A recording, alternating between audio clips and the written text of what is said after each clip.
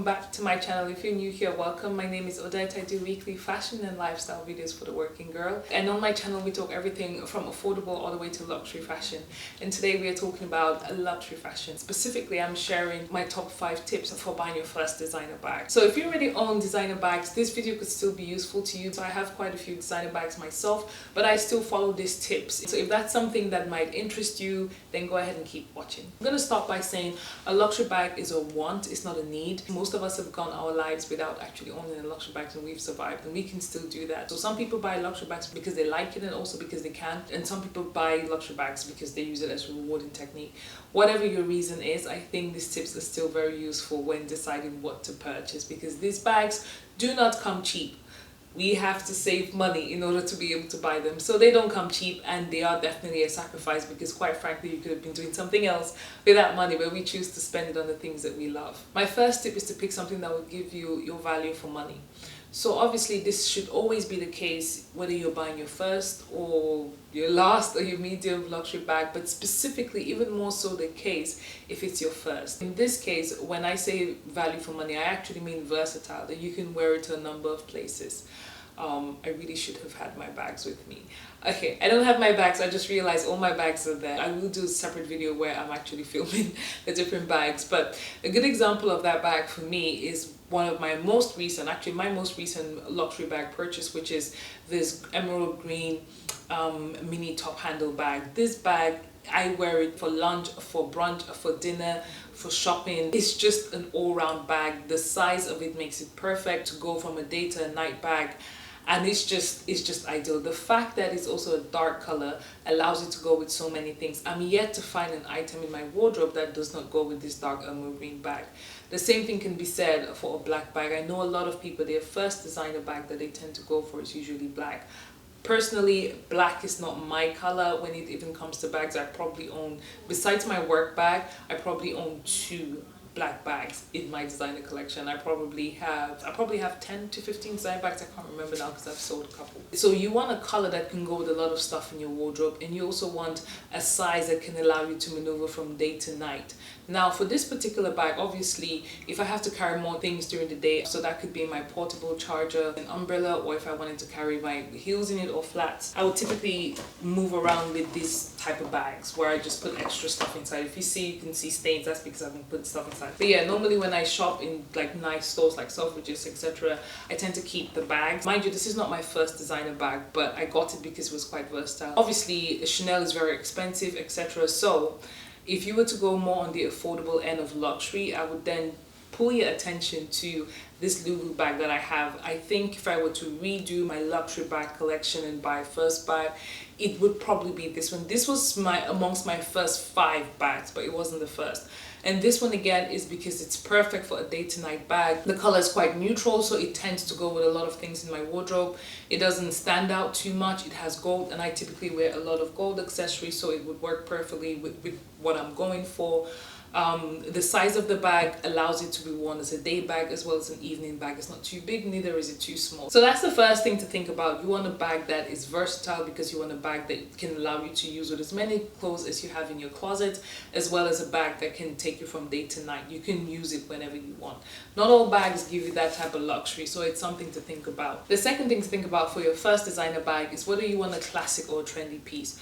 For a first designer bag, I would say go classic. The reason for that is, if let's say you were to buy that bag and not buy another bag for whatever reason for let's say 1 or 2 years, and the trends were going to change, you don't want to be stuck with a bag that is no longer, I don't want to say trendy, but it's kind of, it no longer works. It no longer works. But the thing about classic bags is that the reason why they're called classics is because they can stand the test of time. It doesn't matter how the fashion industry moves, they would always make sense. So you want that type of bag. A typical bag, I'm going to leave Chanel out of it because we know Chanel typically has good classics, even though they also have trendy pieces. But I would go back to this Lulu bag, because this type of style and shape is something that you can see in the next 3, 4, 5 years time. That's a bag that you always see in fashion.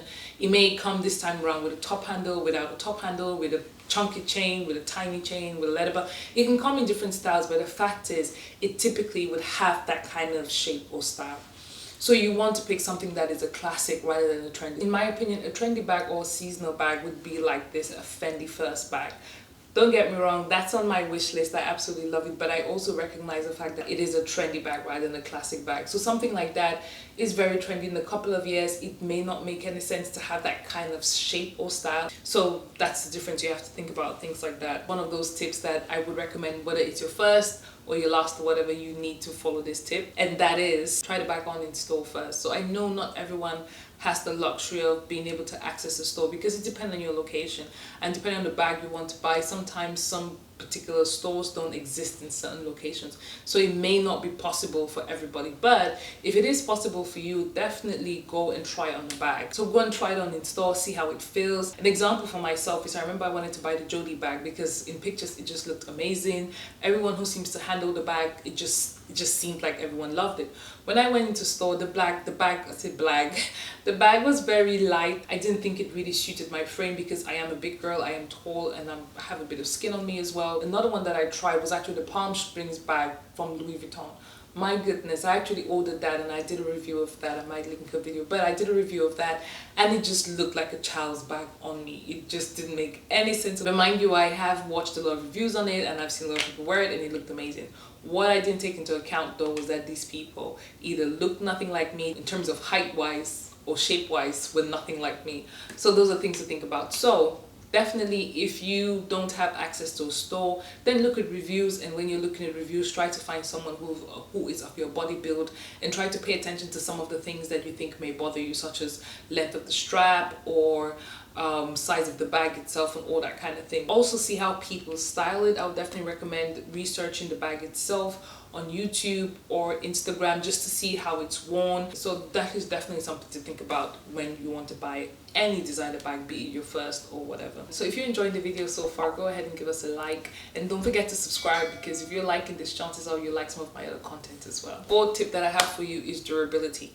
This is where YouTube reviews comes into play. So I know some people, whenever, and I can be guilty of that sometimes, to be honest with you, but some people, whenever a new bag gets released, they just want to jump on it and try it on and do reviews on it and everything like that. Please don't do that if you're going to buy your first designer bag. My advice for you is do a lot of research about the bag, watch YouTube reviews, look at how it's wearing over time and things like that. I can definitely say when the Fendi first bag came out, I was excited about it, but I didn't jump on buying it immediately. I mean, I'm talking about that, it just came out last year. But I didn't jump on it immediately. I've tried it on in store a couple of times. I've watched quite a few reviews about it. You want to understand what the cons and pros are. You want to understand if the cons are things that you're happy to live with, and if the pros are things that you really want in a bag. For example, whenever I buy a bag, a big thing for me is for my phone to be able to fit inside. I remember I bought the Chanel mini square bag and my phone could not fit inside, but it fitted inside a rectangular bag. I had to return that and ask for a rectangular one instead. So those are things to think about. You have to have a good idea of what you want out of your bag. And a good example of that as well for me is I want to buy a white bag and I'm still kind of on the hunt for a white bag. I think I found the perfect white bag, and now that would be revealed in another video that I'm planning. But the biggest thing with white bags is that they easily get stained. You have to research the ones that easily get stained, or the ones that even if they get stained, you can easily wipe off the stain versus the stain actually sticking there. So those are things you want to understand. For example, if you're buying a designer bag, if you have smooth leather versus a grain leather, what you find is that grain leather, obviously because it's grain, it's a lot more durable. With smooth leather, it easily scratches. So those are just, again, I'm just pulling out these things just so that you can think about it, but I would say watch as many reviews as you can on the product or products that you're thinking about buying, because they will start giving you insights and they would also make you think about what is important to you at that particular point and what isn't. The final thing is, again, this is something that's applicable whether you're buying your first designer bag or not, is that you want to get a good discount on it. Yes, look out for sales, look out for discounts. A lot of fashion influencers on here have like a 10% discount if you're buying from places like Farfetch for the very first time.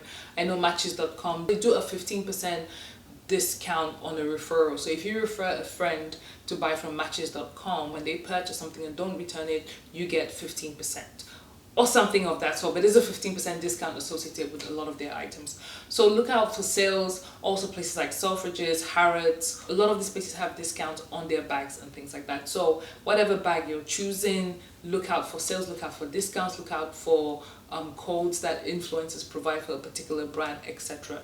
Also consider going to places like Bicester Village. So Bicester Village is like a designer outlet shopping store here in the UK. I know there are different ones in different locations, so try to look around your area whether you can find that. So my very first designer bag, I purchased it, I think it was 40% off. It was from Saint Laurent from Bicester Village. So that was an amazing deal, and that's actually my Kate bag that I showed you, but that was an amazing deal that I got on there, and now that Kate bag is extremely expensive. My Valentino bag as well, I got it on 40% off. Another way to do that as well, and that's definitely the case for me when I bought my Prada bag, was that I was able to get it tax-free because I purchased it in what's the name of that place? It wasn't Croatia. Well, I've forgotten the town, but I purchased it in the town, and when I came back I was able to file for a tax refund, and I got, I think, £200 off the original price. First of all, when I purchased it in that country, I keep forgetting the name of the country, when I purchased it there, I was able to get £200 off what I would have paid for here in the UK, which is great, if not even more. So also consider whether you're planning a vacation. If you are, do you want to hold off a little bit and see how much it's going to cost in that country? A lot of the French brands, if you go to France, you get them slightly cheaper. Another thing to consider besides the sales is also whether you can get it secondhand. A lot of the other bags that I own, I got them secondhand from Vestel or from Fashion File.